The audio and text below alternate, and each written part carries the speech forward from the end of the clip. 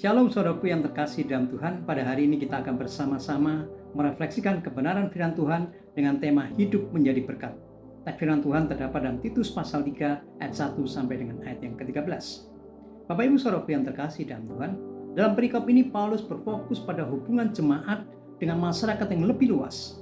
Frase dalam perikop ini yang menjadi perhatian adalah melakukan pekerjaan baik di dalam ayat 1 dan 8. Dan juga juru selamat ayat 4 dan 6. Artinya, Allah menghendaki gereja untuk memberkati masyarakat melalui perbuatan baiknya, sehingga masyarakat dapat ditarik kepada Tuhan Yesus adalah juru selamat manusia. Dalam melakukan perbuatan baik dapat membungkam ketidaktahuan orang-orang yang bodoh atau orang-orang memusuhi kita.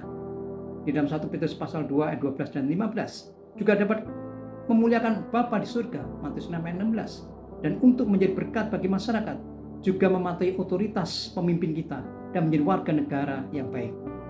Di dalam Roma 13 ayat 1. Paulus memberikan peringatan untuk memperkuat ketundukan kita kepada penguasa yang memerintah. Umat Kristen harus tunduk kepada pemerintah dengan bersikap taat kepada mereka, termasuk mentaati hukum yang tidak mereka sukai dan siap untuk setiap pekerjaan baik. Kita bisa lihat di dalam Yeremia pasal 29 ayat yang ke-7 dan 1 Timotius pasal 2 ayat 1 sampai 4, 1 Petrus pasal 2 ayat yang ke-12. Dan untuk menjadi berkat bagi masyarakat, kita harus bersikap baik kepada semua orang dan untuk memenangkan dunia yang tidak percaya kepada Kristus dan mengingat keselamatan kekal kita. Inilah yang Paulus bicarakan dalam Titus pasal 3 ayat yang ke-5 ini. Ketika Tuhan menyelamatkan kita, Dia tidak membiarkan kita tetap sama, terperangkap dalam dosa. Dia mengubah kita secara radikal.